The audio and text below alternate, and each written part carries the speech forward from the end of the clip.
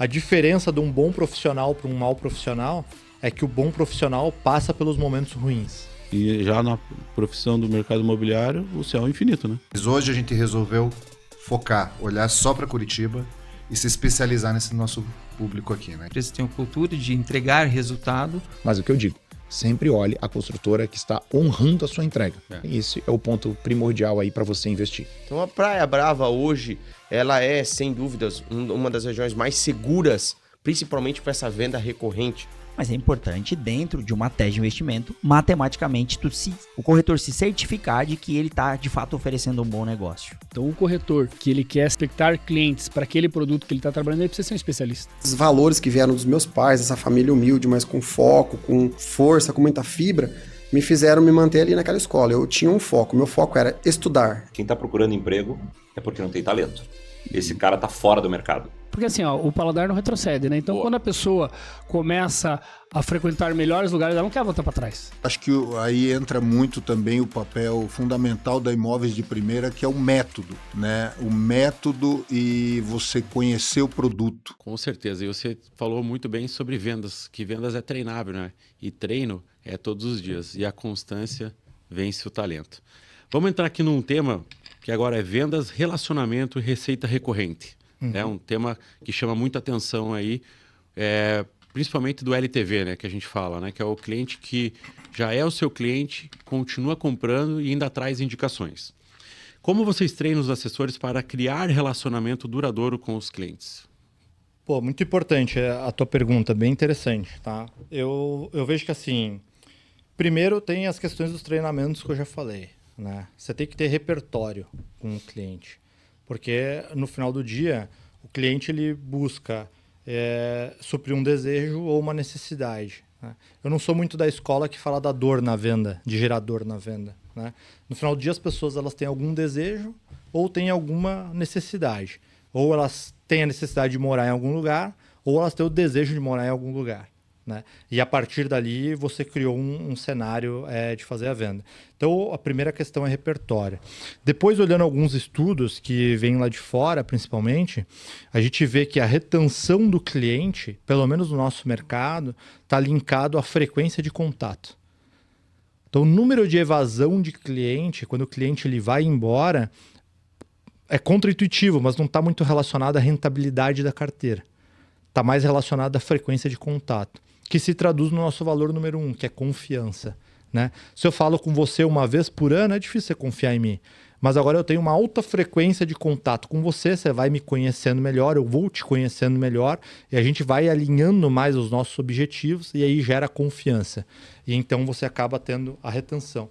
Então, na assessoria de investimentos, o assessor ele não fala com o cliente uma vez só e vende um produto e vai embora. É um planejamento de longo prazo. Porque antes de ter a alocação, de ter o produto de investimento, vem o objetivo. Então, qual que é o planejamento desse cliente? Qual que é a idade dele? Qual que é a propensão a risco? Qual que é a estrutura familiar? Ele é brasileiro? Ele tem segunda cidadania? Ele quer morar fora? Quer morar aqui? Ele trabalha como CLT de alguma empresa? Ele é concursado? É empresário? Como que está a situação dos filhos dele? Qual é a idade dos filhos dele? E aí, em cima disso, você vai construindo um planejamento de vida correlacionado com o financeiro junto com o cliente, né?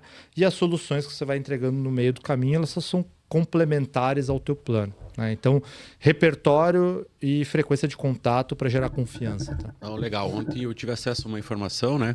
Conversando com o pessoal aqui na IKEA, principalmente na área de máquina de vendas, ele comentou comigo que quando chega um lead novo, o assessor, para conseguir ter êxito, ele tenta 17 vezes. Exato. Em dias diferentes, horários diferentes e até em canais diferentes, né? E a gente vê que isso não é uma prática hoje de muitos mercados, né, Lucas? Exato. Vamos lá, Lucas. Você acha que um corretor de imóveis pode aprender com o assessor financeiro a vender mais para o mesmo cliente? Cite como. Eu não acho, eu tenho certeza, né? É o que eu acabei de falar de repertório, né? Então a gente está num cenário agora de juros altos. Até antes da gente conversar aqui, estava conversando com um amigo meu que é do ramo e a gente falando sobre isso. E tem uma frase que me vem à mente que traduz muito isso, né, Ignacio? Que é a diferença de um bom profissional para um mau profissional é que o bom profissional passa pelos momentos ruins, né? e como que ele passa pelos momentos ruins. Então agora a gente está num cenário de juros altos, é um pouco mais duro para a venda do imóvel. É normal isso, porque eu tenho menos crédito e o mercado financeiro acaba ficando mais atrativo. Como que eu passo por esse momento não tão bom? Tendo conhecimento.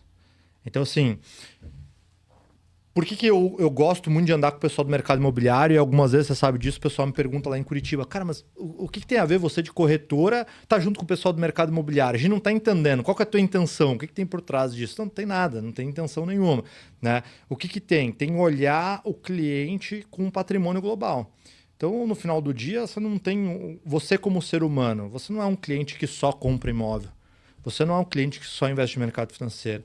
Você não é um cliente que só tem carro. Você não é um cliente que só tem relógio. No final do dia, é um ser humano só que ele tem algumas dimensões. Né? Então, quando olha para o corretor de imóvel, o convite é ter uma visão um pouco parecida com o que a gente tem aqui. Quando você olha o patrimônio de uma pessoa, ele é dividido entre caixa, renda, proteção e crescimento. Você vê que tudo ele vai vincular essas 4 grandes vertentes. Né? Então, quando você tem caixa, eu tenho minha reserva de emergência, minha reserva de oportunidade, é o que tem liquidez. Quando eu vou para o outro extremo, proteção, você pode ter uma previdência, pode ter um seguro, pode ter uma conta internacional, pode ter algo que te dê proteção no meio do caminho. Quando a gente olha em geração de riqueza, você tem renda e tem crescimento. Tanto no mercado financeiro quanto nos imóveis, você tem ativos específicos em crescimento de valor. Então, quando eu compro um imóvel na planta aqui no litoral, que você entende muito melhor que eu estou olhando o quê? Eu não tenho renda com aquele imóvel. Eu estou fazendo um desembolso de caixa e estou focando no crescimento. Quanto eu vou valorizar no metro quadrado aquilo ali, tá? Quando eu compro um imóvel para locação, eu estou olhando o quê? Estou olhando renda. São imóveis diferentes. Eu posso até comprar o mesmo imóvel que eu compro na planta e coloco ele para alocar. Mas, normalmente, cada projeto ele tem um objetivo diferenciado. Né? Eu tenho aquele que eu vou ganhar mais, que eu não vou ganhar. Então, assim, no mercado financeiro é igual. Às vezes eu tenho um investimento que eu vou fazer que eu vou ter renda. Todo mês vai cair o pingadinho ali na minha conta, 1,5%, 1% ao mês de renda, isento de imposto, está no meu bolso, vou conseguir sobreviver com aquilo, porque está de acordo com o meu planejamento, com a minha necessidade. Né? E tem alguns investimentos que a gente fala que são bullets, né? O principal e os juros vão ser pagos lá no vencimento. Então eu quero crescimento, eu não preciso desse dinheiro no mês a mês, eu não preciso dessa geração de renda. Então eu posso esperar 3, 4 anos para esse investimento rentabilizar, crescer e colocar no meu bolso. Puxa, e por que isso é importante para o corretor, né? Agora voltando aí para a tua pergunta. Porque ele precisa olhar o patrimônio do cliente nessa vertente. Assim como os nossos assessores tem entendimento sobre imóveis, porque está dentro do bolso do mesmo cliente, o corretor que se destaca, ele tem conhecimento sobre o mercado financeiro. Olha que legal, né, Lucas? E aproveitando o gancho que você falou um pouco da nossa parceria, né? Falou sobre conhecimento, que é a era do conhecimento, e quem tiver conhecimento vai ter uma vantagem competitiva, né, no mercado. Vamos falar um pouquinho da nossa parceria entre a EQI e a Imóveis de Primeira, né? Recentemente a gente fez 2 grandes parcerias, uma focada no cliente, né? Que foi os nossos eventos com palestras de macroeconomia e educação para o cliente investidor. E depois a gente fez esse ano o curso de gestão financeira para o mercado imobiliário, focado em educar o corretor de imóveis no mercado financeiro. Vamos começar pelos eventos, então? Quer contar um pouquinho para nós esse case de sucesso que nos ajudou a fazer 15 vendas numa incorporadora, trazendo o tema de macroeconomia? Não, eu vejo que é exatamente isso que a gente tem falado, né, Ignacio? É conhecimento. Você tem o cliente que ele vai comprar um imóvel pela emoção, que é o sonho dele morar naquela localização, naquele bairro, e ele vai fazer a compra. Né?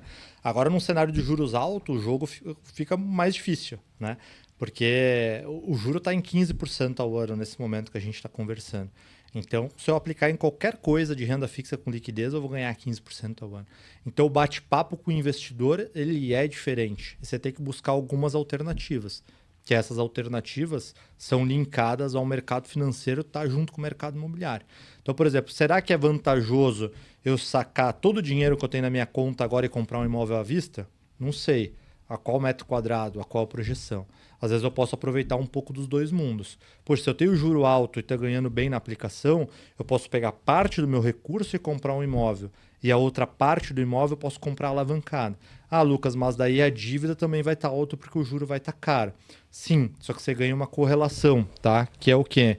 Se o juro está alto e tem muita gente aplicando e tem pouco dinheiro no mercado, o crédito também está seco. Acho que você está sentindo isso no mercado imobiliário, né? Poxa, todo aquele cliente que ele ia comprar financiado está um pouco mais difícil. Às vezes a situação de vida dele nem mudou quando ele comprou na planta. O salário dele até aumentou, mas a situação do país, ela mudou, ela piorou. Então o crédito ficou mais seco, né? Ele não tem mais acesso a crédito para pagar isso aí, né? Só que qual é a grande questão? Dado que eu tenho pouco dinheiro no mercado, eu tenho um excesso de estoque. Então eu tenho muito produto sendo vendido e você consegue selecionar as melhores oportunidades. Agora, para o cliente que ele vai esperar para comprar o imóvel daqui 2, 3 anos, quando o juro baixar, talvez não seja a decisão mais inteligente. Por quê? Porque se o juro baixar, eu tenho crédito mais barato e as aplicações pagando menos. Naturalmente, eu tenho mais dinheiro no mercado real.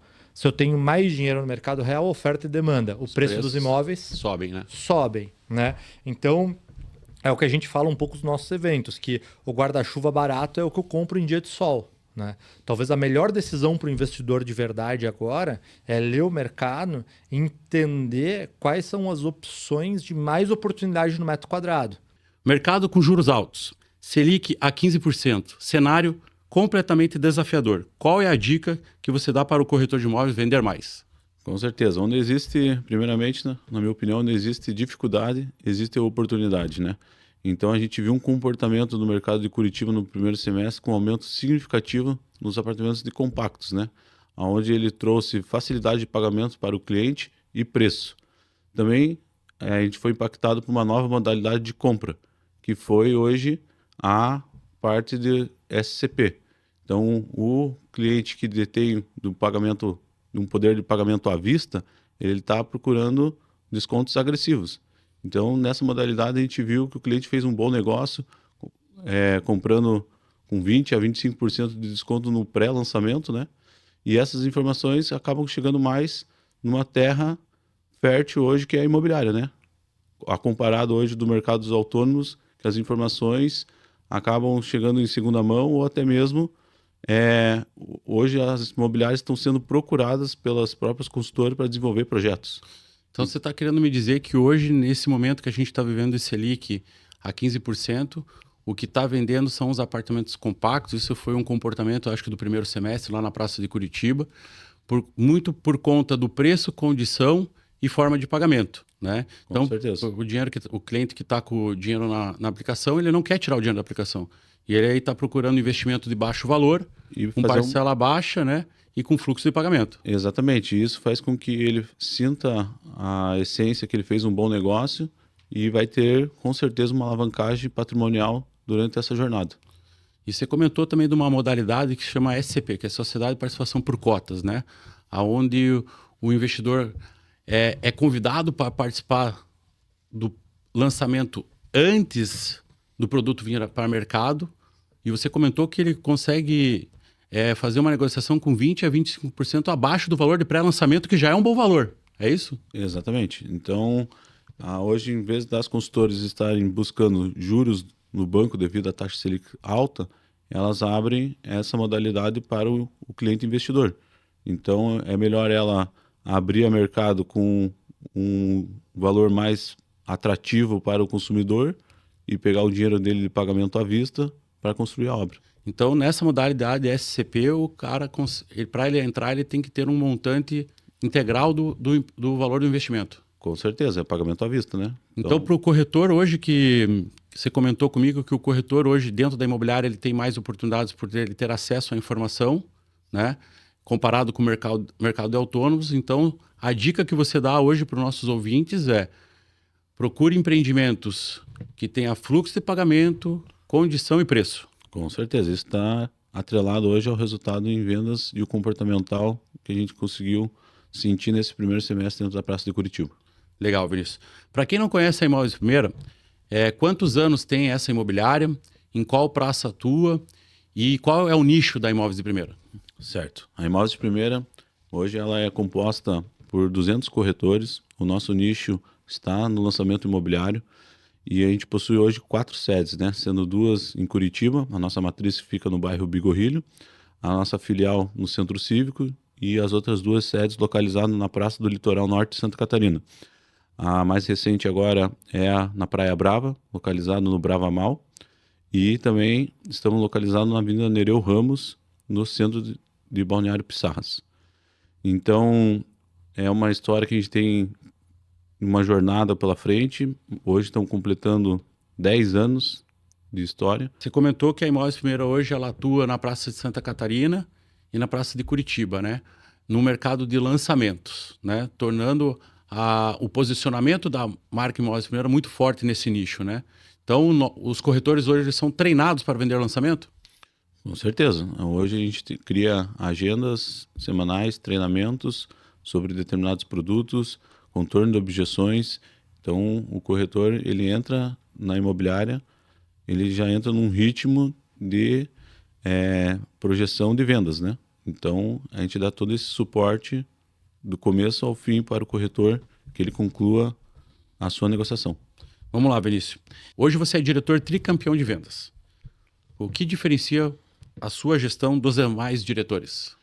Acho que liderar é se dar pelo exemplo, né? Então, hoje eu faço questão de participar de todas as tratativas que acontecem na imobiliária de alguma forma. Ou eu vou pegar esse cliente no pré-atendimento, participar junto com o corretor do pré-atendimento, ou até mesmo no dia do fechamento da negociação e o pós-vendas, né?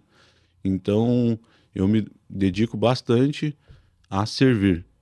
Então, hoje até a minha sala é uma sala de ambiente aberto, onde todo mundo pode estar me procurando e me pedindo a minha ajuda.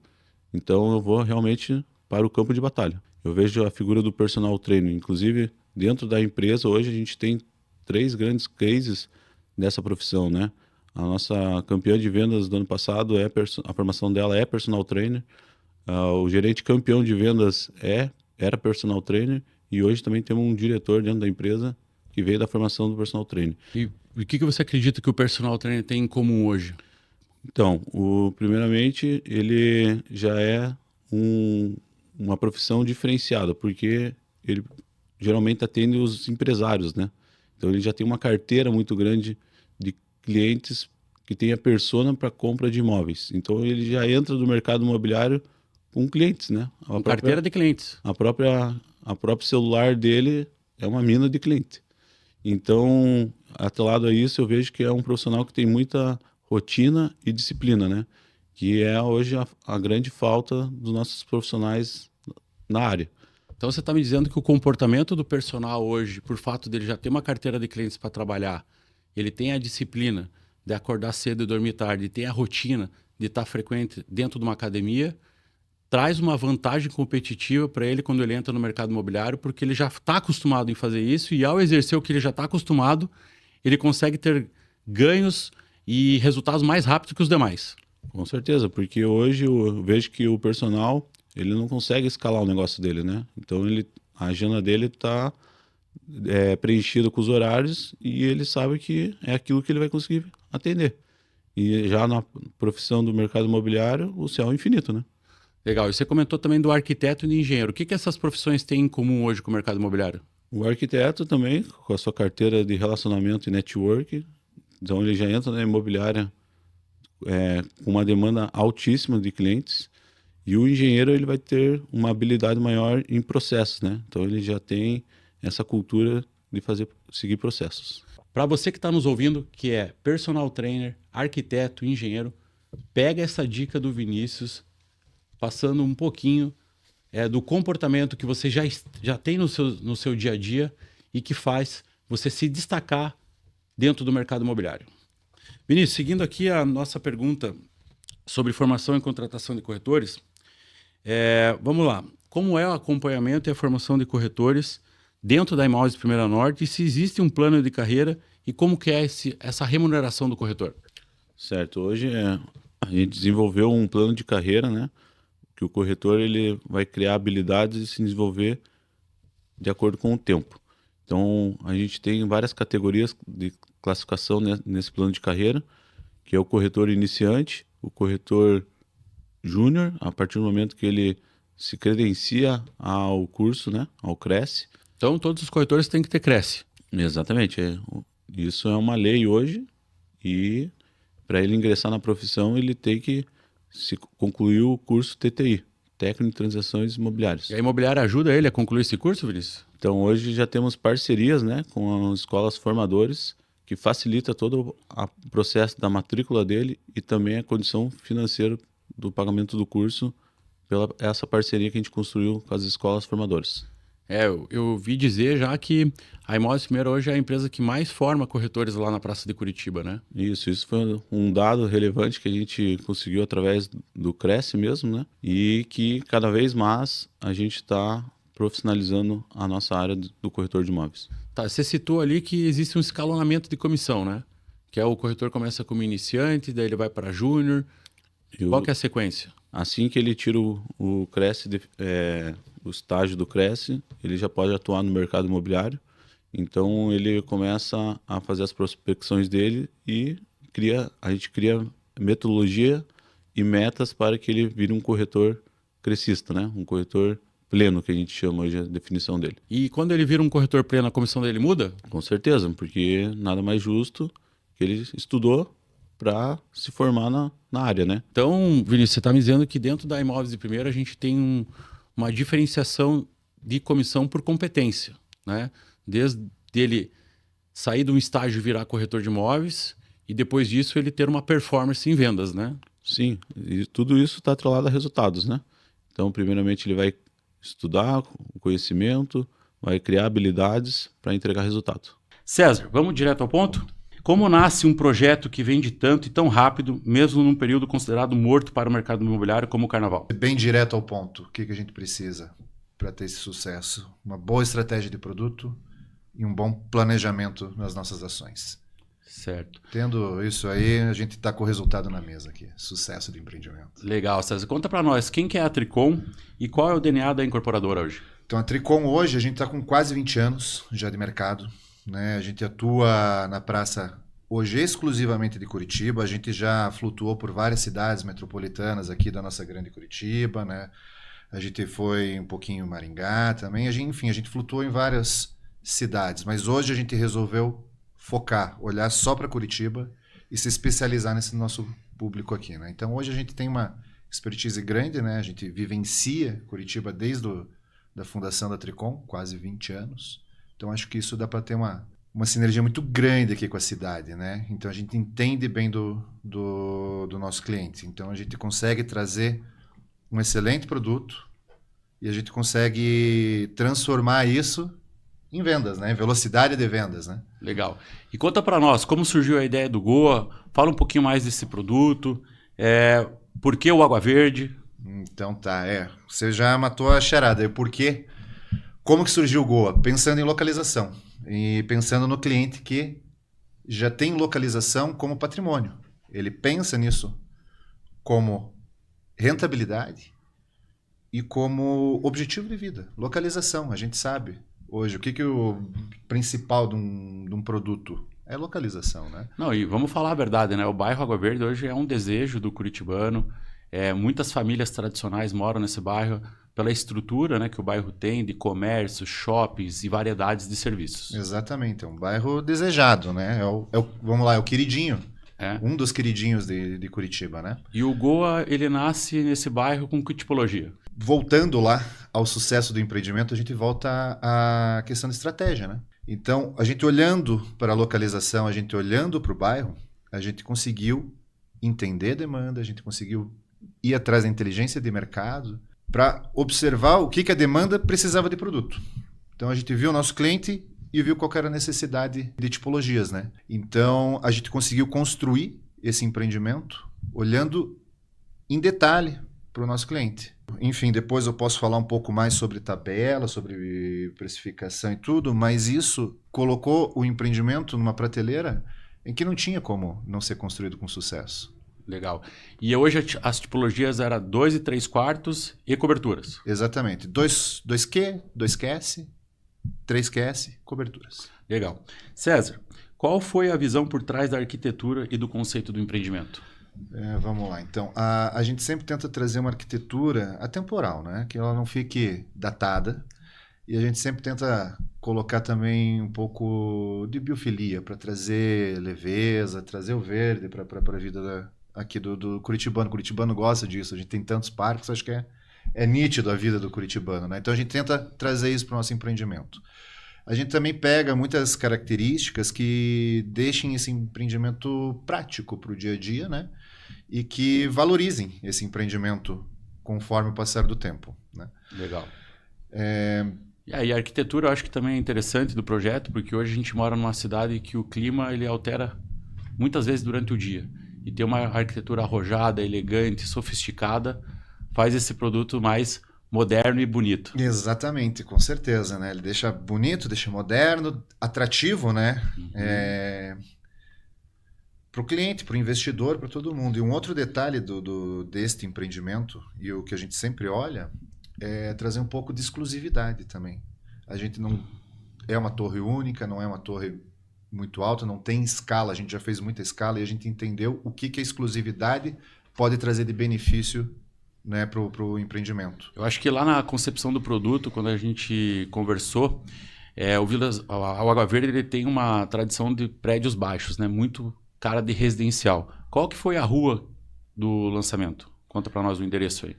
Então, a gente está na rua Alcebiades Plaisant, né, um dos pontos focais ali do bairro é o famoso Bar do Açougueiro, né? Legal. A gente está basicamente a 3 lotes dali. Então a gente está em um ponto, uma gleba do bairro, que é uma das mais desejadas. Grandes construtoras estão ali em volta, né?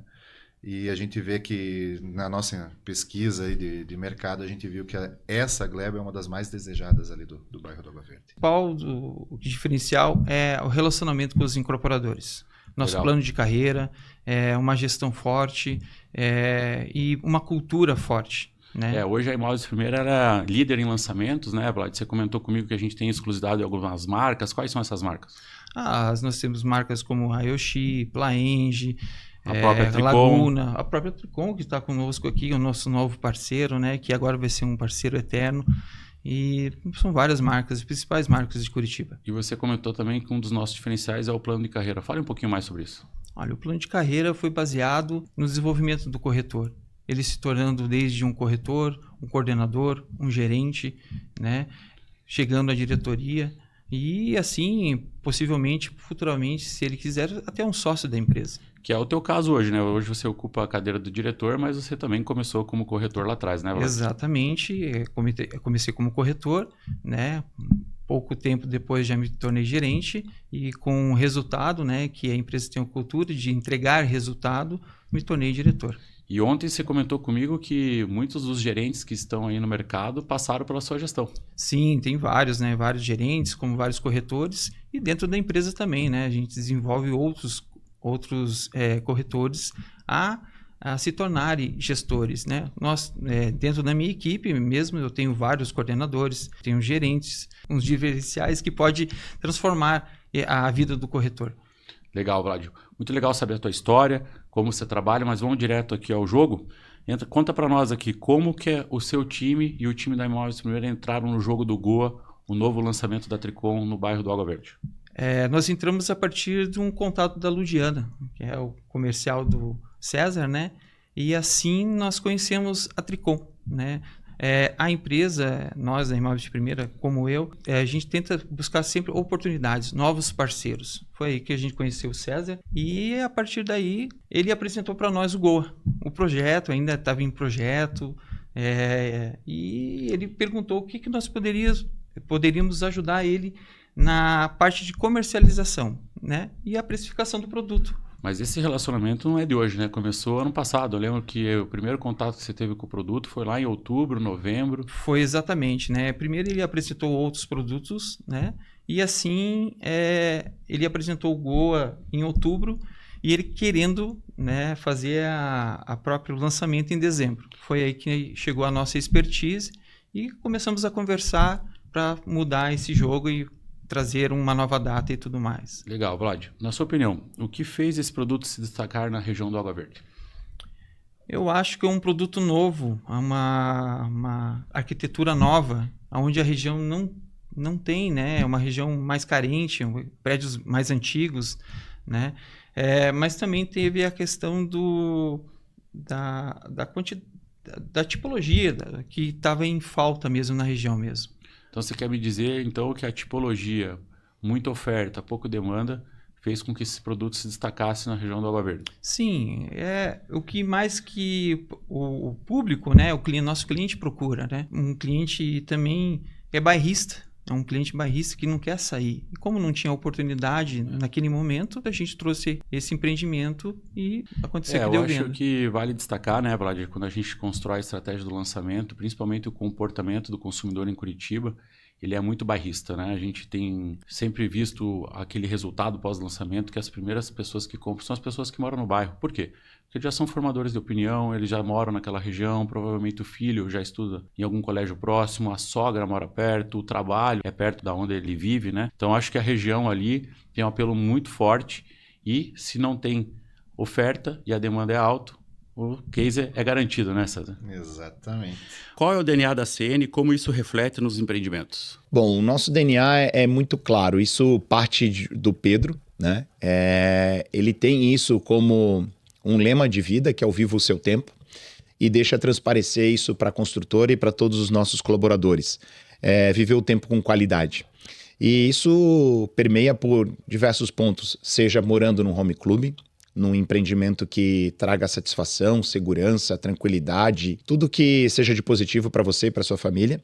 E também na parte de rentabilidade, de investimento, também a gente entrega um tempo de qualidade para todos os clientes que acreditam nos nossos produtos. Sem sombra de dúvida, a gente não teve na história da CN, nesses 15 anos, algum cliente que teve algum revés aí no sentido de rentabilidade. Todos ficaram muito felizes e tiveram, sim, seus objetivos atingidos. Então, esse é o nosso DNA. A gente entrega realmente qualidade de vida e também retorno financeiro. E legal, né? A gente passa aí pela Praia Brava, a gente vê os tapumes, os canteiros de obra, as obras imponentes e os verdadeiros home club, né? O que mais me surpreende, né, é o tamanho das torres. E a CN, isso tem uma marca registrada hoje já na Brava, né?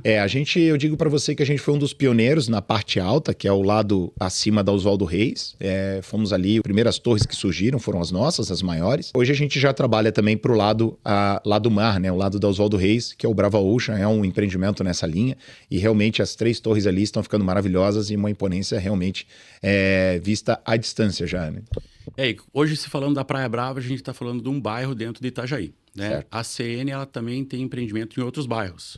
Quais são esses bairros que a CN está atuando hoje? A gente, como eu te falei lá no princípio, a gente passou pelo bairro Cordeiros, a gente passou pelo São Judas, pelo São João, e aí fincamos pé na Praia Brava. Mas hoje nós temos um pré-lançamento também em Camboriú, que é o nosso primeiro produto lá naquela cidade, no bairro Tabuleiro, que é bem na extrema ali com a cidade de Balneário Camboriú, bem próximo à Marginal. Então, super bem localizado, também uma torre bem imponente com 38 pavimentos. Uma região que vem crescendo, eu acompanhei esse lançamento, a Imóveis Primeira participou. É um produto que está perto do shopping, né? Isso, super bem localizado, perto da faculdade, perto do supermercado, a poucos minutos da orla de Balneário Camboriú. Então, realmente um projeto que, de forma estratégica, atende muito quem precisa de mobilidade, precisa morar perto de shopping, de serviços. Então, realmente, ele vai atender essa demanda. O que mais me chamou a atenção, Fernando, no teu discurso é que a CN tem 15 anos. E quando a gente fala de 15 anos, a gente fala de tradição, a gente fala de entrega, a gente fala de fidelidade, a gente fala de venda recorrente. E fale mais o quanto isso impacta na decisão do cliente quando ele escolhe a CN. Eu entendo que, assim, o mercado imobiliário, ele é o mais seguro hoje do Brasil, sem sombra de dúvida, há mais de décadas. E a CN tem representado isso através dos seus empreendimentos, com suas entregas, com a qualidade de seus produtos, sempre honrando a entrega dos seus empreendimentos, nunca deixando um cliente sem ser assistido. Eu acho que são pontos importantes que um cliente, na hora de comprar, investir no mercado imobiliário, ele tem que avaliar, tem que olhar a construtora, enxergar o produto, enxergar o que está acontecendo, ver se a obra está andando, se tem colaboradores lá dentro da obra, né? Todos sabem os percalços que a construção civil passou e passa ainda, né? Isso não é uma exclusividade só da CN, mas sim de todo o mercado. a dificuldade de mão de obra, os insumos pós-pandemia afetaram consideravelmente todas as construtoras, entrega de elevadores, então tudo isso refletiu nos prazos. Mas tente sempre olhar aquela construtora que honra a entrega. O prazo pode ser, vamos dizer assim, ele pode ser postergado, justamente por essas intempéries que a gente passou, principalmente com uma pandemia mundial. Né? E óbvio também as intempéries naturais, que aqui é muito comum, chove muito em alguns determinados períodos, e isso afeta diretamente o andamento de qualquer obra, seja nossa ou de qualquer outra construtora. Então isso é um ponto importante. Mas o que eu digo, sempre olhe a construtora que está honrando a sua entrega. E esse é o ponto primordial aí para você investir. Vamos colocar imóveis de primeira, o potencial dela, entrega de resultado é absurdo, isso daí já vem ao longo de 13 anos, salvo engano, a existência da imóveis de primeira, tem todo um histórico de recorrência e de crescimento muito exponencial. Segundo, o produto, a gente está falando da marca CN. A CN é uma das construtoras que mais entregou metro quadrado dentro da Praia Brava. O nosso land bank hoje está concentrado, acho que talvez Fernando me corrija se estiver errado, uns 90%, talvez, dentro da Praia Brava. Então a gente tem muitos pré-lançamentos, muitos VGVs a ser lançado dentro da Praia Brava. E terceiro, que a gente está falando da localização, que é o potencial Praia Brava. Então a Praia Brava hoje, ela é, sem dúvidas, uma das regiões mais seguras, principalmente para essa venda recorrente, para essa venda, localização, ambiente, a sustentabilidade como um todo da nossa região. Então não tem como essa parceria dar errado. E eu, no meu ponto de vista, eu acho que a Imóveis de Primeira, ela quer estar onde tem as melhores vendas, os melhores produtos, as melhores construtoras. Ela quer estar no time grande. Então, nada mais justo que ela estar dentro da Praia Brava. E, sem dúvidas, vocês chegaram, como eu te falar, de mansinho, estão indo e vão mostrando o potencial. E eu não tenho dúvidas que muito em breve será de grande expansão aqui dentro da Praia Brava a Imóveis de Primeira. Não, fico muito honrado de escutar esse teu depoimento. E aqui começa a gente revelar por que a gente escolheu a CN, né? Primeiro, a Praia Brava pelo potencial esse bairro tem hoje de valorização e de crescimento. E hoje a gente escolhe as empresas que têm tradição, que têm entrega, para a gente não ter problema com o cliente. Claro. Né? E eu acredito muito que assim, o potencial de compra do curitibano é muito grande. Né? Então, se a gente for analisar o histórico de todas as vendas que a gente já fez, 95% mora em Curitiba. Né? Então, isso é um reflexo o quanto o pessoal do Paraná consome Praia Brava por vários detalhes, como vocês estão falando, né? Eu costumo falar que eu sou literalmente quase que o advogado entre corretor e construtora. Primeiramente, o corretor ele vai ter um cliente, então esse corretor eu tenho que estar municiando ele de produtos, de todos os nossos produtos, de flexibilidade de pagamentos, de novos materiais de marketing, mostrando a prospecção do mercado, porque antes do corretor vender, eu tenho que vender para o corretor. O corretor vai vender a partir do momento que eu vender para ele. Não é só eu vender, eu vendi e não entrei mais em contato, não comuniquei mais com esse corretor, não me comuniquei mais com essa imobiliária. Vai criando distanciamento. Hoje o nosso mercado ele é muito competitivo, então existem várias outras marcas e é aquela questão, quem é visto é lembrado. Então, o meu principal papel é fazer essa aproximação, fazer essa venda para o corretor. E às vezes, uma das dificuldades, né, que a gente teve e que o seu time tirou, eu falo que tira o chapéu, porque foi o quê? Você pegou um time, uma estrutura em Curitiba, para vender um produto aqui na Praia Brava, da qual o time não morava aqui, não detinha a região, a construtora era uma apresentação nova, então a dificuldade aí nessa trajetória foi muito maior. A gente teve que vender duas coisas pro teu time. A gente teve que vender o produto e vender a Praia Brava. Para poder eles venderem para os seus clientes a Praia Brava e o produto sem ter total domínio aqui da nossa região. E a gente sabe, como a gente falou aqui, são vendas recorrentes. Muitos investidores procuram a nossa região. Então o cliente ele quer saber de números. Em números, o que vai atingir esses números para eles? Iniciativa pública, iniciativa privada, o que está acontecendo? Então isso aí é um dos maiores desafios. O processo como o corretor traz o cliente... Primeiro passo, eu tento dar todo o suporte. O teu corretor ou o corretor de outras imobiliárias, geralmente, ele tem que saber um pouco de vários produtos. Então, no mínimo, ele vai ter na cabeça dele 5, 6, 7, 8, 10 produtos. Então, ele sabe um pouco de cada. Eu detenho toda a parte técnica, somente do meu produto. Então, eu sou um especialista no meu produto. Então, quando o teu corretor traz o cliente até a imobiliária, eu faço o quê? Eu faço a venda daquelas informações que talvez o teu corretor ainda não consegue ter total domínio. Porque fato que é quase humanamente impossível para ele. Por mais que ele se dedique bastante no meu produto, eu ainda vou ter mais informações que ele do meu próprio produto. Então, o meu papel é que dá todo esse suporte para o corretor, tá? Fazer ele performar essa venda. Não, desde a parte do atendimento, desde a parte do pós-atendimento. Então, esse é o meu papel fundamental nisso, né? E é aquilo que eu costumo falar.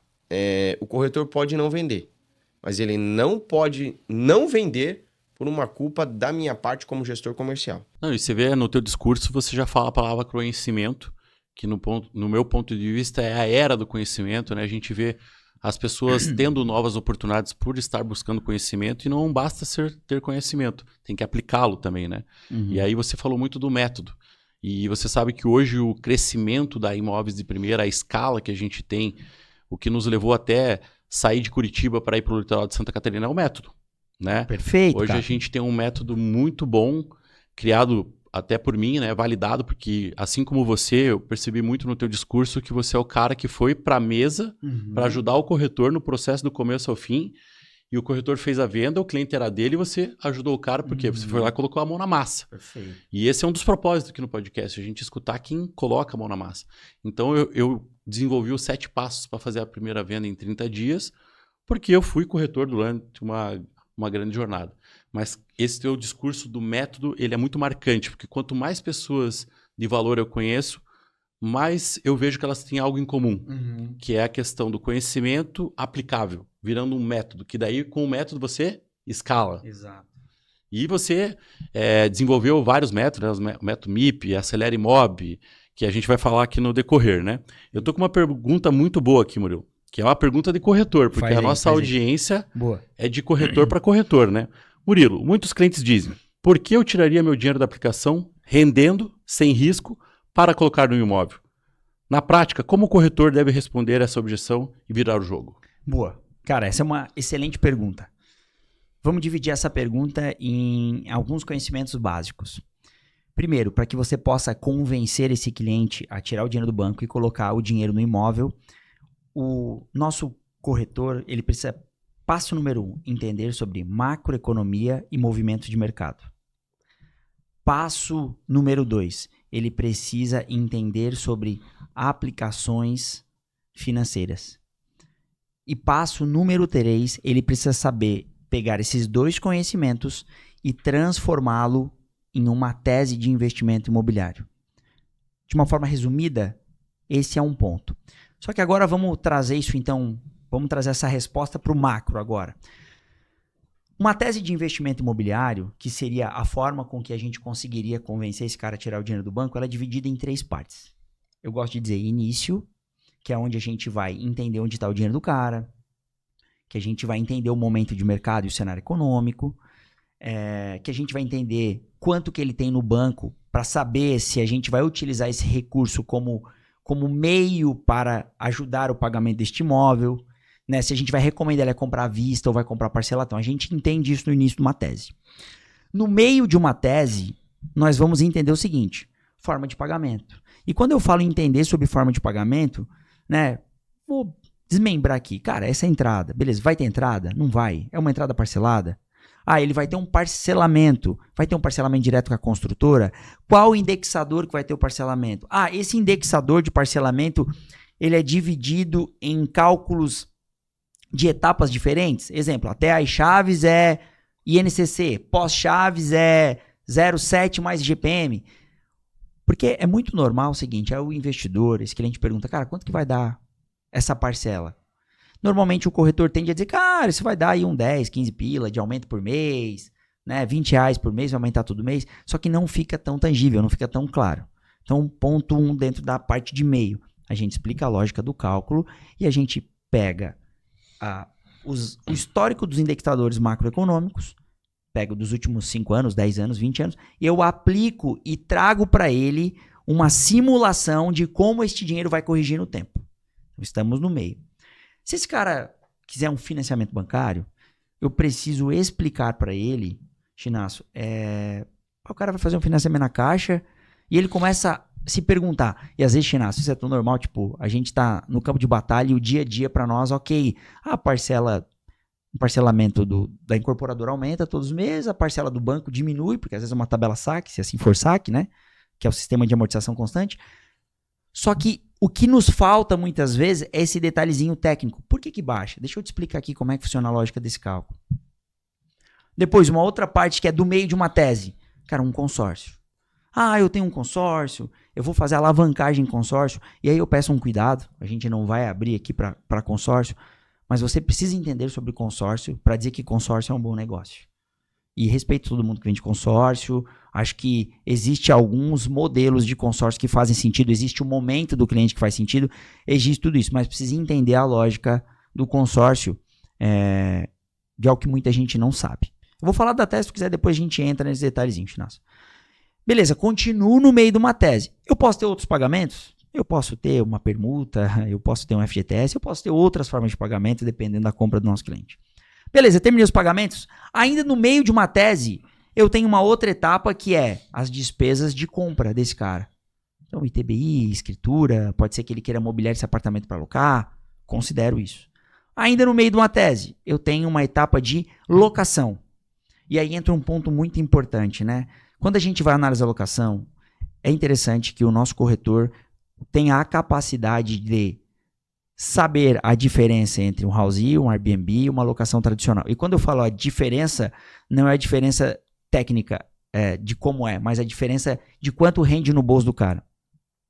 Porque quando você tem, por exemplo, um Airbnb, né, que está mais voltado para short stay, né, essa estadia curta, a gente tem um custo maior, uma taxa de administração maior, o condomínio é desse cara. Os custos do condomínio, IPTU, luz, internet, é tudo por conta do proprietário, né? Tudo é dele. Diferente da locação tradicional que fica para o inquilino, né? Perfeito. E eu acho importante e relevante, dentro dessa etapa da tese, você poder, de fato, cara, o que valeu mais a pena? Vale mais a pena tradicional? Vale mais a pena Airbnb? Vale mais a pena house? Vai depender da localização do imóvel, da oferta e da demanda. Por exemplo, a gente tem imóveis aqui em Curitiba hoje. Curitiba recebe muitos shows internacionais.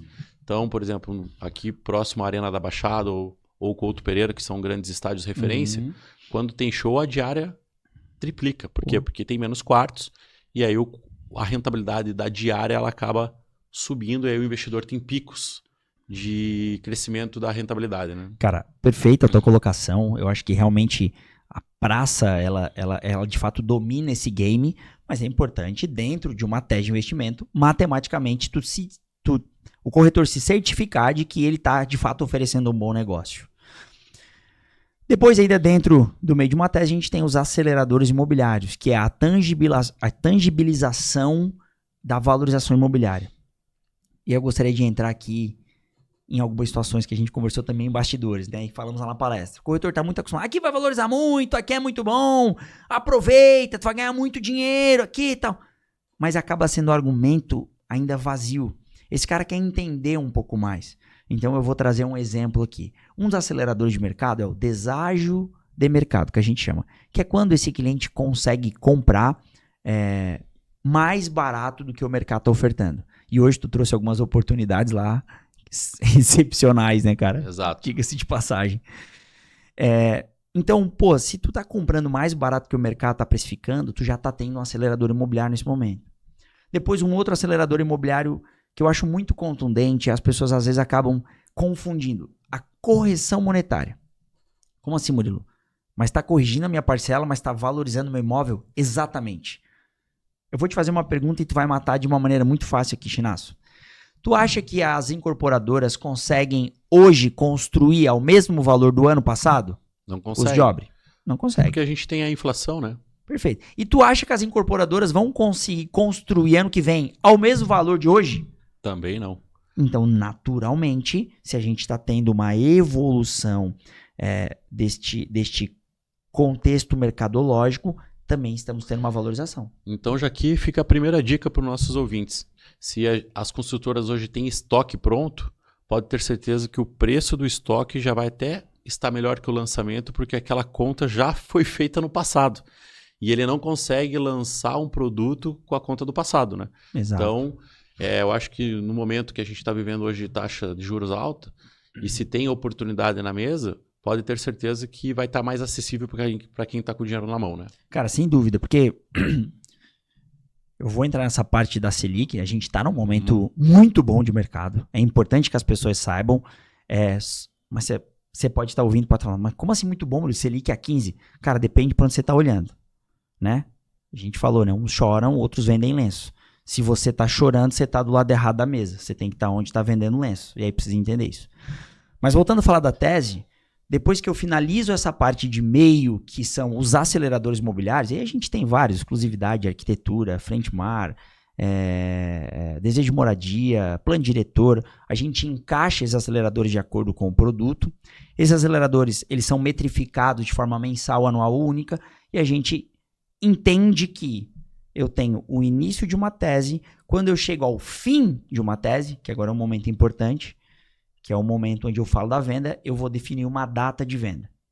E aí você está pensando, tá, Murilo, como assim? Você está falando que o cara vai comprar um imóvel e eu já estou dizendo para ele quando ele vai vender? Exatamente. Isso é uma tese de investimento imobiliário. É você planejar uma venda para o seu cliente. A maioria dos livros que eu leio, eu vejo ou o César Hark posta, ou o JJ, alguém já que tem um resultado já postou, né? Então Legal. Você já vê que essa pessoa leu, validou, né? Então já você encurta um caminho, porque tem muitos livros, né? Então você já pega um livro que uma pessoa que já está num nível acima já está lendo. Então acho que isso é um corte de caminho bom ali. O seu corretor, quando vende, você presenteia ele com o livro, certo? Isso, certo. Uhum. Legal. Então vamos dar início aqui nas nossas perguntas, para os ouvintes conhecer você melhor, saber o que você vem fazendo de diferente para ser um gerente bicampeão da maior imobiliária de lançamentos de Curitiba e Santa Catarina. Machado, conta pra gente, como foi essa virada de chave da musculação para a entrada no mercado imobiliário? Em 2016, né, eu trabalhava na academia no Batel, quando você chegou para mim e falou, quer ganhar dinheiro, quer parar de contar repetição? E foi algo assim que eu falei, era uma profissão totalmente diferente, né? Então eu pensei naquilo e aquilo, né, ficou ali na minha cabeça, mas não levei muito a sério no momento. Eu também dava personal no Alphaville, né, onde eu caminhava com uma aluna minha em volta do campo de golfe. Fora do clube, mas em volta do campo de golfe.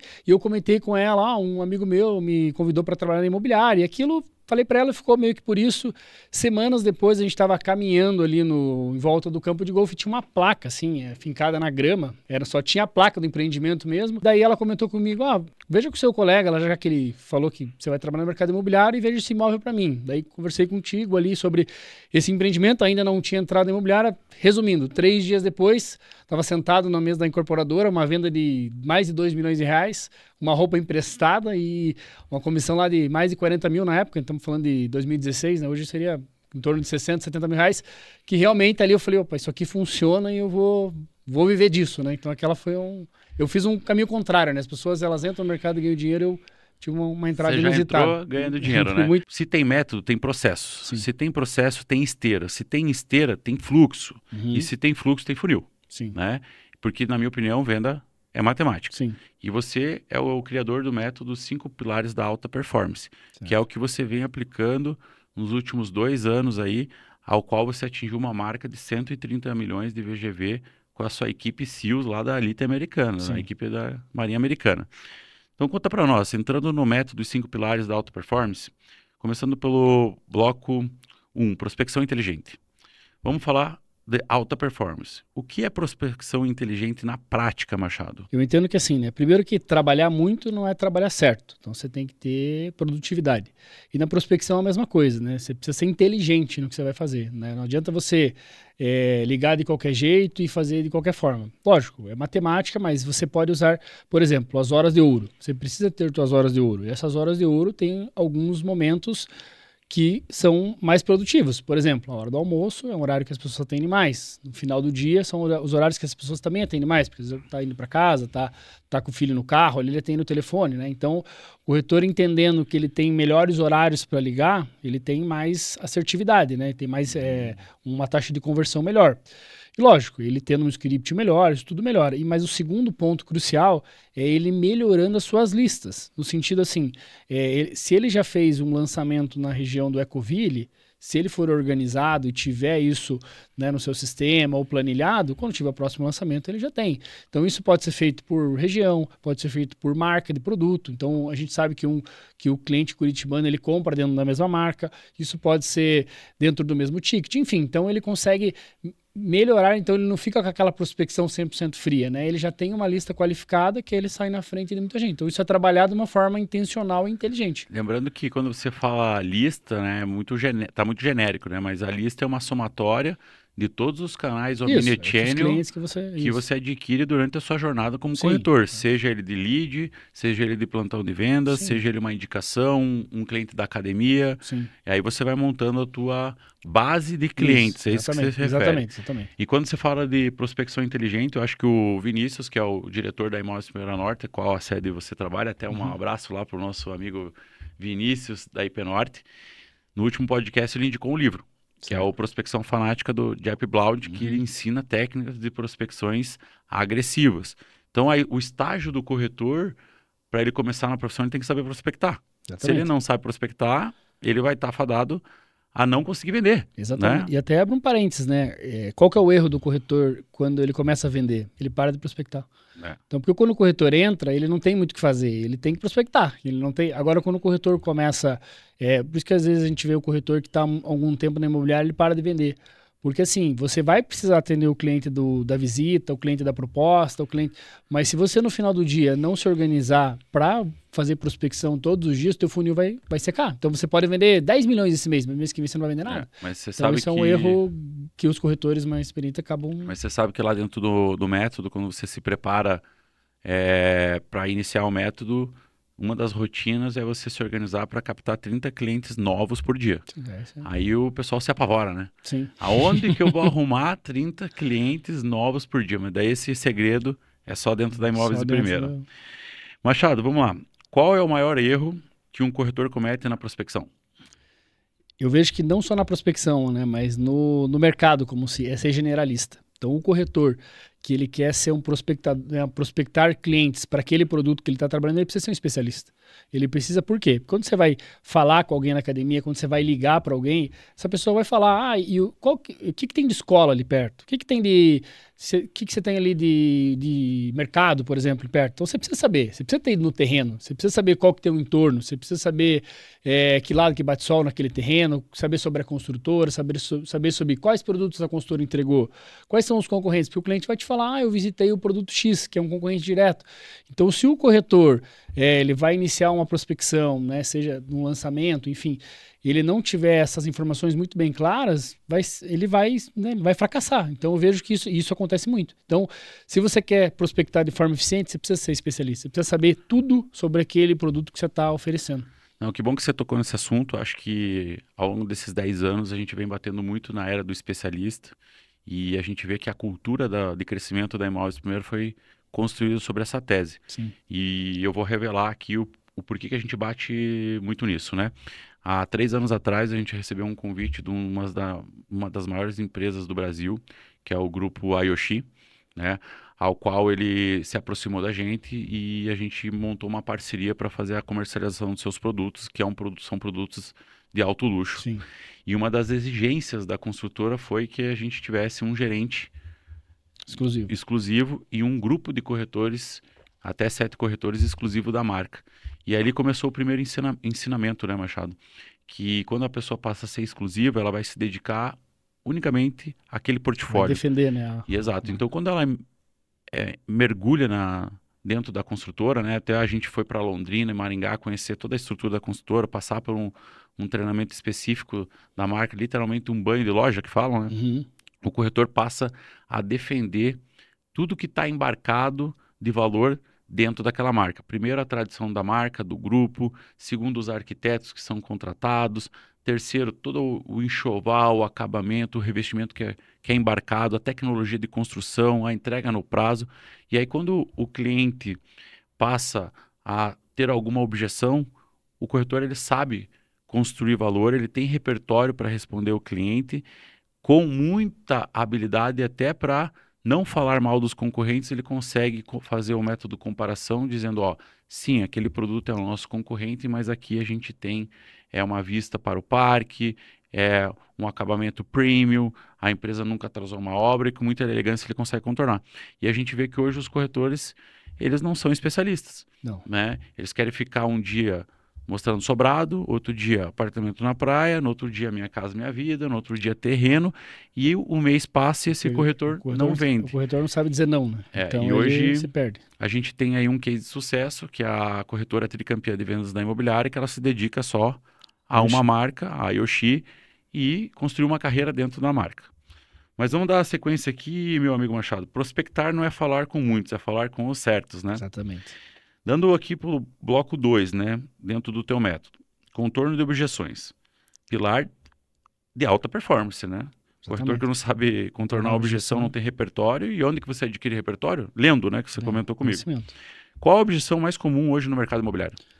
Quando você atende um cliente no mercado de lançamentos, principalmente. O famoso tá caro. Tá caro. Né? O famoso tá caro. Então até você... O pouco que você falou ali tem a ver com isso aí, né? O cliente fala tá caro. Então a habilidade do corretor é entender, ele diagnosticar o que esse cliente viu, né? Primeiro assim, tá caro em relação ao quê, né? Porque isso é muito subjetivo. Então se o corretor conseguir identificar se realmente esse cliente ele tá comparando um produto da mesma região, né, da mesma qualidade ou de marcas semelhantes, ou se realmente ele está comparando laranja com banana, que é o que acontece muito no mercado, né? O corretor muitas vezes aí você entra num cabo de guerra com o teu cliente, só que não vai chegar em lugar nenhum, né? Então o principal ponto nesse sentido é para você contornar a sua objeção, é você realmente entender, para você, que nem você falou ali, se realmente, e aí você vai falar assim, não, esse meu produto, ele é assim, ele entrega isso. Você se tornou o primeiro aluno cego a passar no curso de Direito da UEM, o primeiro técnico judiciário cego, o primeiro analista judiciário cego e agora em 2024 escreveu seu nome na história como o primeiro juiz do trabalho com deficiência visual total, atuando na primeira instância da Justiça do Trabalho do Brasil. Além disso, é músico, produtor, multi-instrumentarista, faixa preta de jiu-jitsu. E usa sua história hoje para transformar empresas, equipes e vidas através de palestras presenciais e online. Sim. Além disso, eu te digo, você lidera a equipe, vende, empreende ou simplesmente luta para ser o melhor do que foi ontem. Esse episódio hoje vai te virar do avesso, né? Vai te mostrar os bastidores. Márcio, meu irmão, conta para nós aí como foi as suas origens, né? Você nasceu em uma família humilde. Como esses valores mudaram o Márcio de hoje? Cara, eles mudaram numa perspectiva de que o meu pai, embora ele nunca tenha tido grana, ele sempre foi um cara que viveu do trabalho, ele faleceu muito cedo, mas antes dele falecer, ele me ensinou a importância do respeito, a importância de ter foco nas coisas, assim, porque ele é um cara que veio lá, com 9 anos ele pisava hortelã no alambique do meu avô, num sítiozinho que meu avô tinha de subsistência para sustentar os 14 filhos que ele tinha. Meu pai tinha 13 irmãos. E meu pai foi para a cidade como carpinteiro e quando ele faleceu ele já era mestre de obras, aprendeu tudo de forma autodidata, e acompanhando ali o que os engenheiros falavam, o que as pessoas fazendo numa construção civil. Então, ele sempre foi a minha inspiração nesse sentido. E a minha mãe, por outro lado, aquele exemplo de que tudo é possível. Minha mãe, quando a gente ia para São Paulo, lá, para eu me tratar, minha mãe, ela tinha a 4ª série primária, nunca tinha caído em São Paulo, lá ela se virava, ela pedia informação, ou seja, eles sempre me mostraram assim, quando a gente quer fazer alguma coisa, nada é impossível. Então, nesse cenário, quando eu fui parar na escola, por exemplo, como primeiro aluno cego na minha cidade também, isso não tá aí nesse roteiro, mas eu acho que eu também nem comentei isso, mas eu fui lá entre 4, desculpe, eu fui um dos 4 que fomos incluídos numa escola primária, onde todas as crianças da escola inteira não tinham nenhum tipo de deficiência, isso em 1990, e eu era um dos 4 com deficiência e todos com deficiência visual. Os meus colegas desistiram com 3 meses. Os valores que vieram dos meus pais, essa família humilde, mas com foco, com muita força, com muita fibra, me fizeram me manter ali naquela escola. Eu tinha um foco, meu foco era estudar. Eu entendia desde criança que de alguma forma, não sei te explicar como, cara, mas dentro de mim alguma coisa me falava assim, é a educação que vai te emancipar. É a educação que vai te levar para um lugar diferente, né? Então, tudo que eu passei na escola, bullying, agressão verbal, agressão física, dificuldade de aprender, porque a escola não tinha livro didático para mim, né? A escola não estava preparada para mim. A Constituição de 88, ela criou uma regra dizendo que a criança ia preferencialmente para a escola comum, que já foi um avanço, porque até então a criança não tinha o direito de estar numa escola, quando tinha algum tipo de deficiência. Por isso que me expulsaram em 87. Em 88 isso mudou e eu vim em 90. Só que quando eles falam preferencialmente, a escola tinha poucas obrigações comigo, ela só basicamente me deixava ficar lá. E eu tinha que ir para uma sala de retorno, à tarde, que a gente chamava sala de recurso, com a Maria do Carmo, que eu disse que foi o meu primeiro network, porque ela era irmã do Vicente, que me ensinou Braille, e ela era diretora da escola e ela implementou esse projeto. Então ela me Eu escrevia os meus livros à mão, cara. Eu ia furando, letra por letra, numa prancheta chamada reglete, que você fura. A letra braille, ela pode ter até 6 furos, então eu furava um por um livro inteiro, a cartilha inteira, o livro inteiro, porque não tinha livro impresso em braille para eu ler. Eu tinha que escrever o meu livro, né? E eu fazia tudo isso de uma forma tão natural, porque o que eu olhava, na verdade, era o resultado que eu pretendia, que era concluir o estudo e aprender. Então, acho que esse valor que eu trago da minha família, esse foco me deixou ali nesse lugar. E dos meus 4 colegas, eu fui o único que ficou e que fui, talvez, o que foi mais longe. Talvez não, fui o que foi mais longe do que todos os outros, né? Que desistiram no meio do caminho. E o que fica, então, do ensinamento que a gente tem que escutar os nossos pais, né? Eles foram o primeiro alicerce, pelo que eu entendi da sua vida, né? Você escutou muito os seus pais e a orientação deles. E o segundo é buscar conhecimento. Sim. Foi o conhecimento que abriu portas e te levou a sonhar e atingir todos esses resultados que você atingiu, né? Sim. Aos 4 anos e aos 8, 2 erros médicos mudaram a sua vida. Qual foi a primeira grande ruptura emocional desse período? Como eu falei brevemente ali na introdução, foi o momento em que eu, de fato, fico cego, né? Com 8 anos, cara. Porque com 4 eu perdi parcialmente a visão, mas como eu era muito criança, talvez eu não tenha tido nem muita consciência do que tinha acontecido comigo, porque eu conseguia ver a TV. Ainda com um pouco de dificuldade eu conseguia ver o desenho, eu me lembro dos desenhos, etc e tal. Eu ia brincar com os meus primos na rua. Eu sentia alguma dificuldade quando alguém chutava a bola do lado que eu não enxergava, mas do outro lado eu via bem, então eu acabava compensando, etc. Então, de certo modo, até na escola, né? A escola me aceitou com tranquilidade quando eu tinha visão parcial lá, no prézinho, na primeira série, porque eles não tiveram que fazer nenhum tipo de adaptação para mim. Me puseram na primeira carteira, eu copiava do quadro e foi embora. Mas quando eu fico cego, aí tudo o que eu tinha aprendido a fazer daquele jeito, eu entendi que não dava para continuar fazendo do mesmo jeito, porque eu não tinha mais a visão. Uhum. Então, desde levantar da campa e brincar na rua, passou a necessitar de uma adaptação, sabe? Então, eu tive um período de reclusão, que eu acho que é normal, sabe? Esse talvez seja um recado, assim. Quando a gente passa por uma dificuldade, é muito importante aceitar que talvez você precise de alguns minutos parado para refletir sobre o que está acontecendo. Aceitar e entender onde você está, para daí você decidir para onde você vai. Então, eu passei por esse período em que eu fiquei meio paradinho, aí eu ia pra rua brincar com os meus amigos, a gente entendeu, poxa, a bola, por exemplo, não dava para eu jogar bola com a bola comum, né, porque a bola quicava muito rápido, eu não tinha tempo de chegar até a bola, tal, por conta da visão. Então, a gente resolveu, e eu também não tinha dinheiro para comprar uma bola adaptada já, né, que a gente via, às vezes, na televisão lá, os cegos jogando futebol e tal, com bola com um guiso dentro. A gente não tinha grana para comprar essa bola. Então a gente colocou uma sacola do supermercado na bola. E a sacola me deu 2 coisas muito importantes. Ela me deu barulho, me deu 3, na verdade. Ela me deu a cor, que ficou muito mais evidente, o branco. A gente jogava sempre com uma sacola branca. E a bola perdeu velocidade. Então com esses 3 elementos eu falei, opa, achei o meio do caminho. E eu passei a jogar bola com a molecada na rua. Então, veja, ao invés de eu não jogar bola e de chorar pelo não ter a bola e não ter a visão para jogar bola, eu busquei um caminho para jogar bola, né? E aí, porque para mim o que importava, o que era? Brincar, era participar, era viver como todo mundo, era encontrar meu espaço.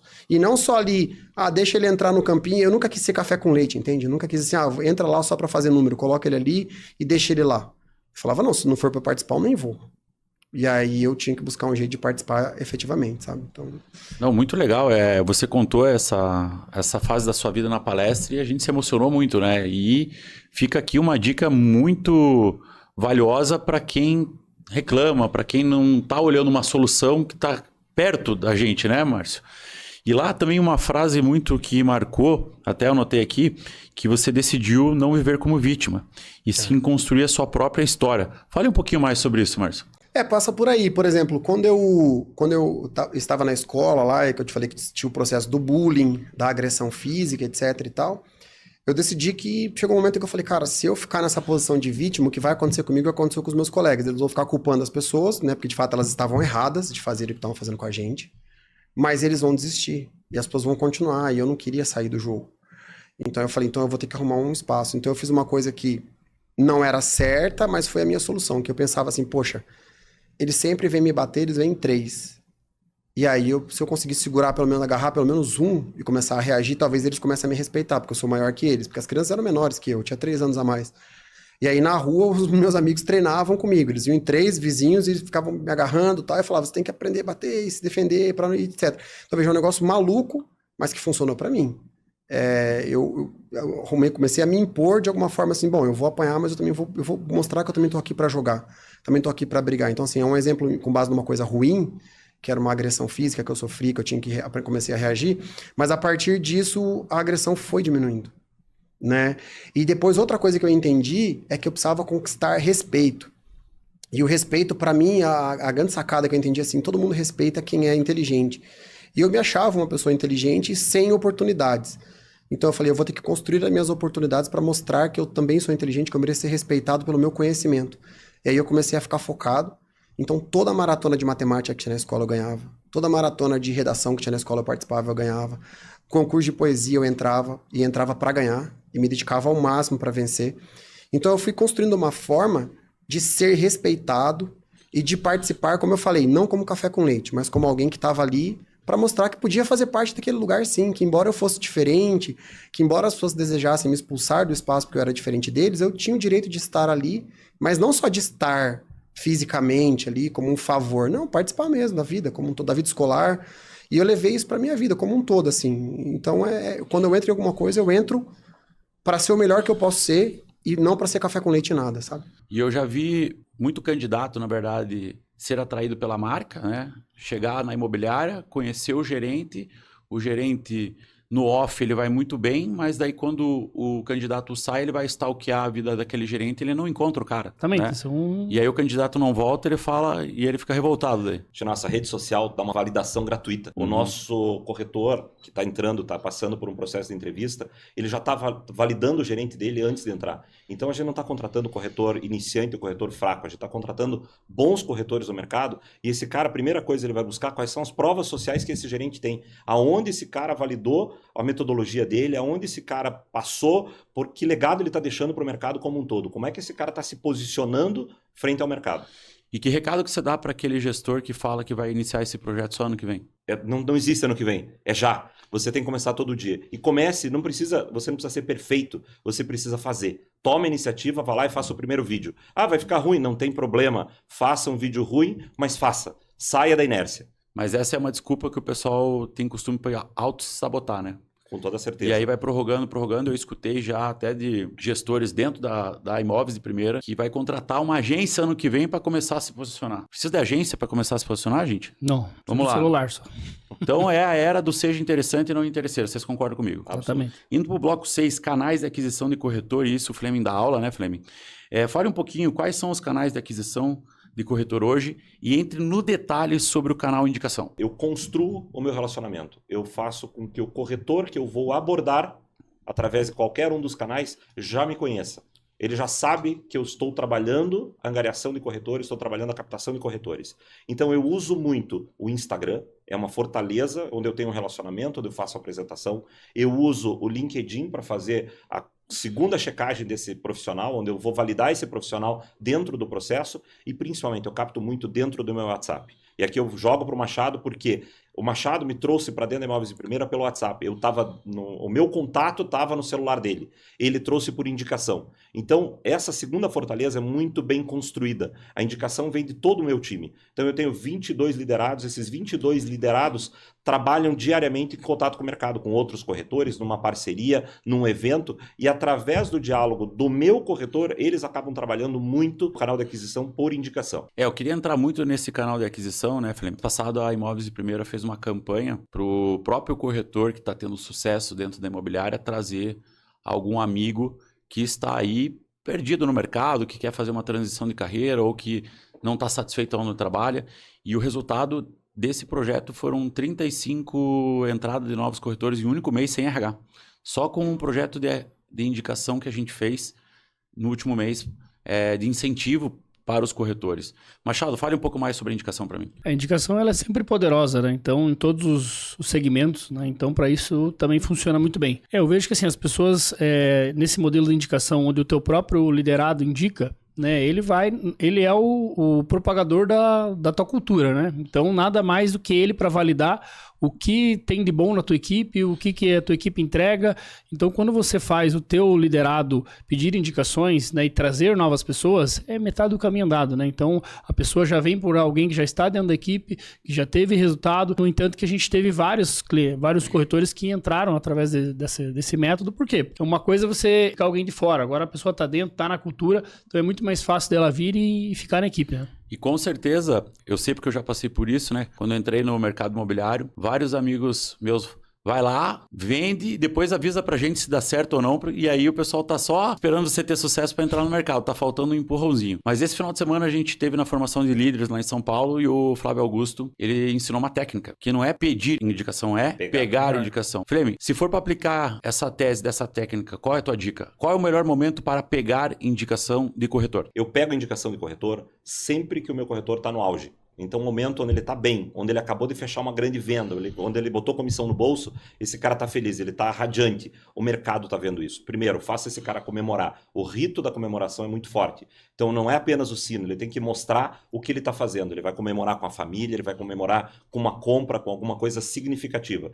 E neste momento, ele vai ganhar palminhas. O mercado inteiro vai aplaudir esse momento e é nessa hora que ele tem que chamar essa pessoa. Vamos tomar um café junto? Essa indicação vem muito fácil. Eu falo, a minha melhor corretora, por coincidência, traz a maior score de indicações para o nosso time. Então, hoje eu tenho, de uma única corretora, eu tenho 15 corretores que vieram por indicação através dela. Então, se você aplica a técnica que é pegar a indicação e o corretor, no momento, fala assim, não, depois eu ligo para ele, o que você faz? Liga agora. Não tem depois. No nosso mercado, não tem depois. A gente liga sempre na hora. Porque esfria, né? Você concorda comigo? Com toda certeza. Machado, também a gente pode entrar num outro detalhe aqui, né? Nos eventos, né? Os eventos também são uma fonte de captação.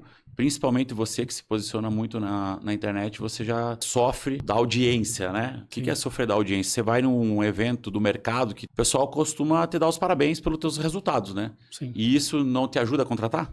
Sim, com certeza, né? Você vai ganhar autoridade, né? Então você valida tudo aquilo que você já está fazendo, mas eu sempre defendo que se você não tiver resultado, você vira um papagaio da internet, né? Então você precisa ter resultado para validar tudo que você está falando. E daí, quando você tem resultado, quando você tem conteúdo, quando você traz algo novo para o mercado ali em questão de educação, você valida tudo isso e com certeza você cria uma audiência para em eventos como esse, para em outras oportunidades você conseguir falar com os corretores e muitas vezes contratá-los. Eu vou entrar mais nesse item do canal, porque as pessoas têm hoje, talvez, dificuldade de enxergar. Qual que é a tua opinião sobre o canal Infojobs, site de emprego, OLX, hein, Fleme? Quem está procurando emprego é porque não tem talento.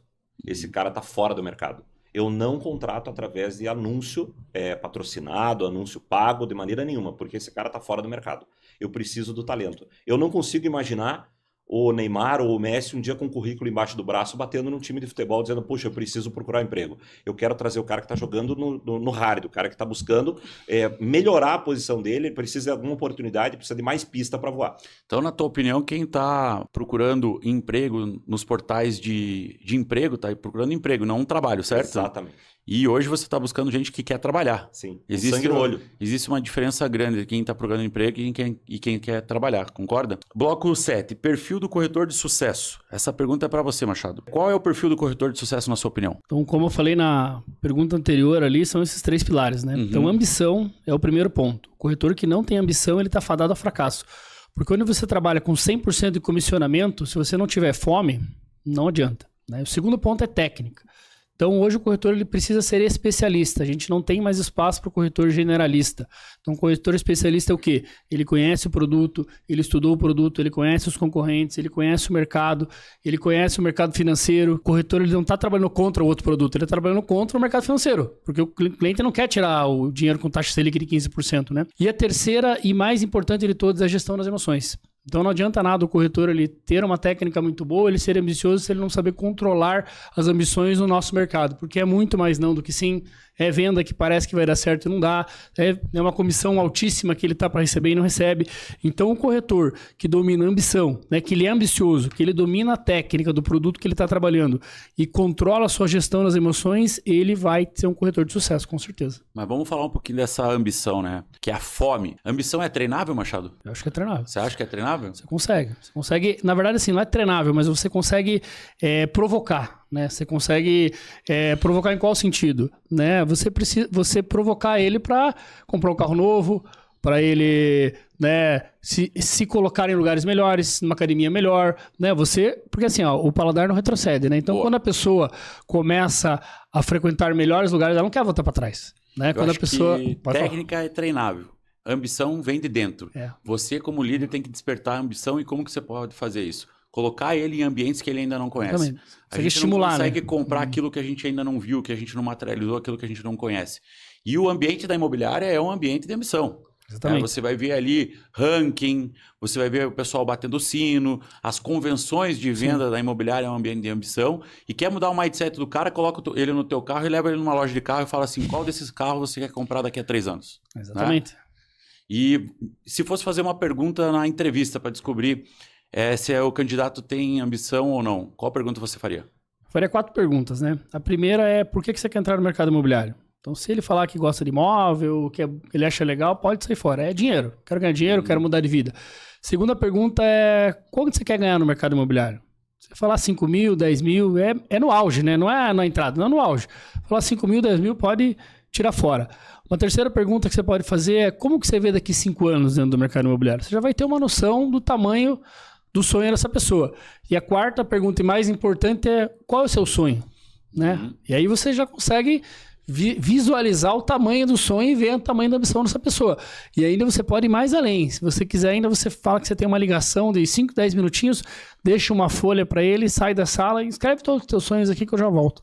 Aí você vai ter uma noção do tamanho da ambição dessa pessoa. Né? Com isso, uma questão de 4 perguntas em 10, 15 minutinhos, você já consegue entender se realmente hoje essa pessoa tem uma ambição para ganhar dinheiro no mercado ou não. Então, hoje a tua análise de um candidato é puramente simples sobre a ambição que ele tem. Se ele não tem ambição, não adianta nem continuar. Não adianta nada, porque daí ele vai ter que procurar um emprego CLT. Porque não faz sentido ele, no emprego, num trabalho onde é 100% comissionável, onde ele não tem limites de ganhos, ele não tem ambição. Mas eu lembro muito bem que você acabou de falar que era para colocar as pessoas certas, né? E eu acho que eu tive um papel fundamental nessa tua contratação. A gente fez alguns alinhamentos. Você tinha muito o foco em terceiros, eu provoquei você, eu falei, cara, dá para continuar tendo foco em terceiros, mas olha para o mercado de lançamentos, olha o método da Imóveis de Primeira, olha a visão, eu te mostrei a visão. Eu acho que foi o meu papel e melhor, eu te dei pista. Que hoje muitos líderes não têm visão e ficam segurando o seu liderado. Fale mais sobre isso. Esse foi um ponto assim fundamental, Chinasso. O que eu me senti muito à vontade dentro da Imóveis de Primeira foi exatamente isso que você falou. Você me deu pista. Eu falei, cara, eu tenho potencial para ser usado aqui e vou usar. Em outras empresas, muitas vezes, não era possível fazer isso.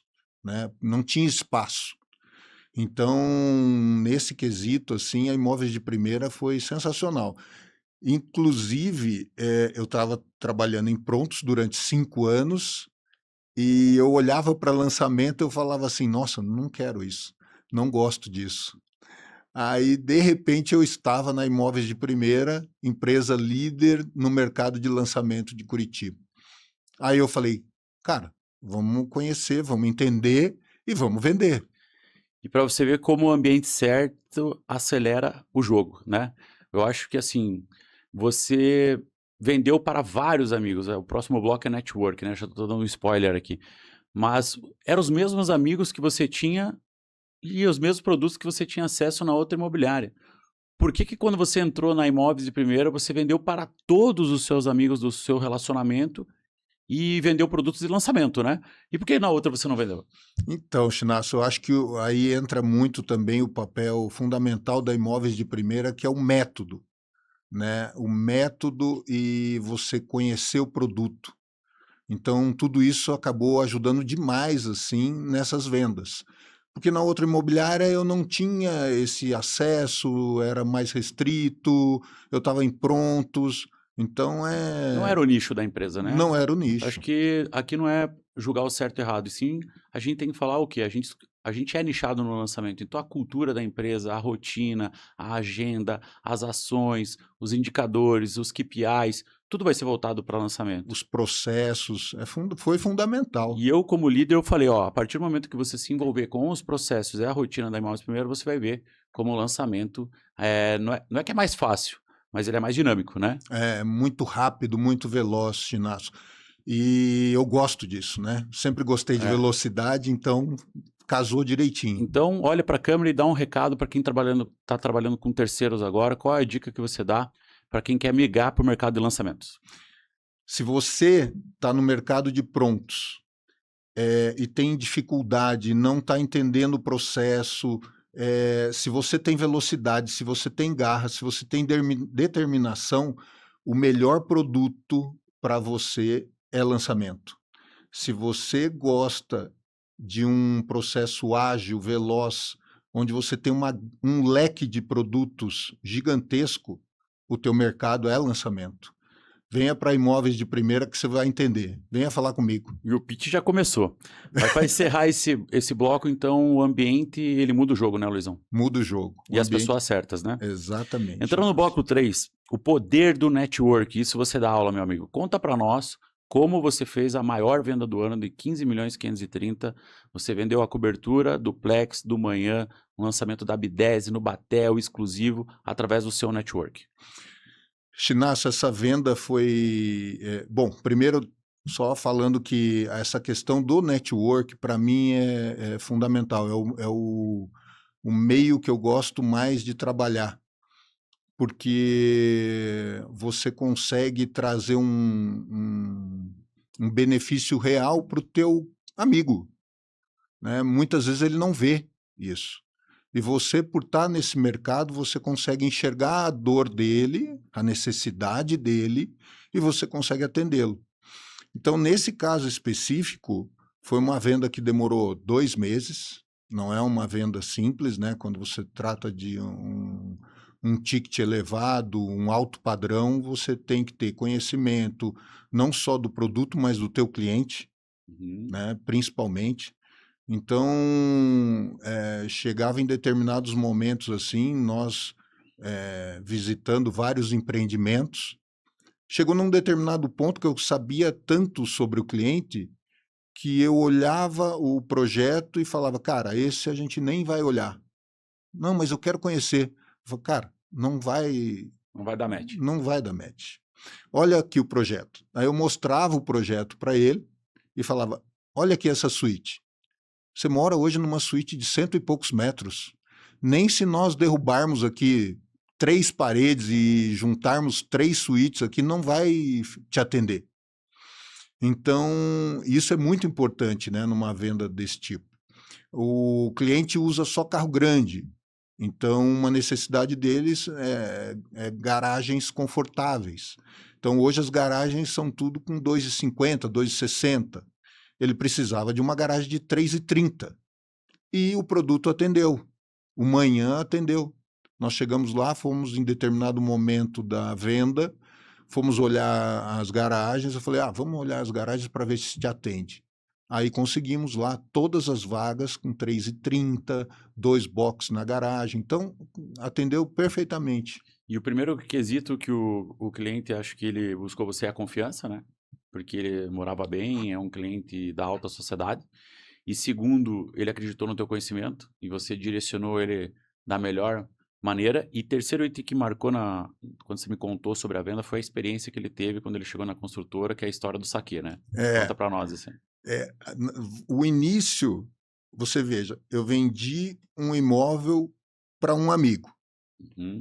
E daí esse cliente falou assim, pô, eu quero conhecer o imóvel que você vendeu. Aí nós fomos conhecer. Eu falei assim, cara, por que você está olhando isso daqui? Não, porque de repente eu compro. Eu falei, não, isso daqui não serve para você. Porque ele mora super bem hoje.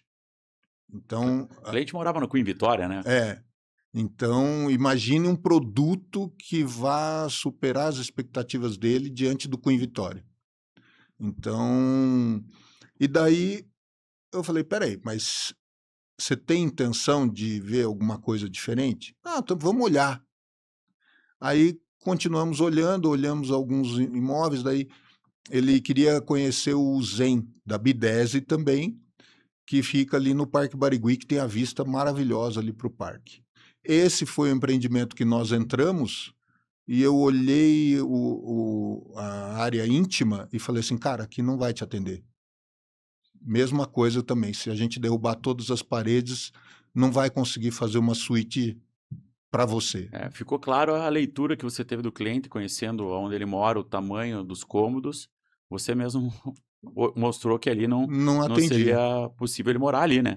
Ele tinha uma vista maravilhosa, mas outra questão importante foi que ele cresceu na Visconde de Guarapuava. Então, ele gosta muito da região. Então, eu me concentrei em produtos que estivessem nessa região, né? Aí a gente começou a olhar, e aí quem foi nos atender lá no Zen foi a Thalita, da Bidese, é uma japonesa. Eu falei, começamos bem, porque ele ama o Japão. Então, daí eu expliquei, falei, Thalita, começamos bem porque ele ama o Japão, então aqui nós já temos um bom início. Na segunda reunião, a Thalita, muito esperta, né, nós entramos na sala para conhecer o produto e ela já separou um café da tarde com 2 garrafas de saquê. Olha aí, como fazer a leitura do cliente faz toda a diferença. Toda a diferença, o encantamento faz a diferença. E ele abriu a porta, viu as garrafas de saquê e falou, nossa, aí é jogo baixo.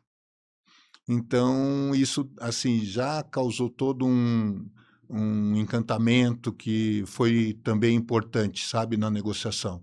Tanto a Jesse quanto a Thalita, que são da Bidese, fizeram um trabalho assim, muito legal nesse sentido. Ajudaram muito a que a venda fosse concluída. Legal, Luizão. Acho que fica aqui alguns ensinamentos, né?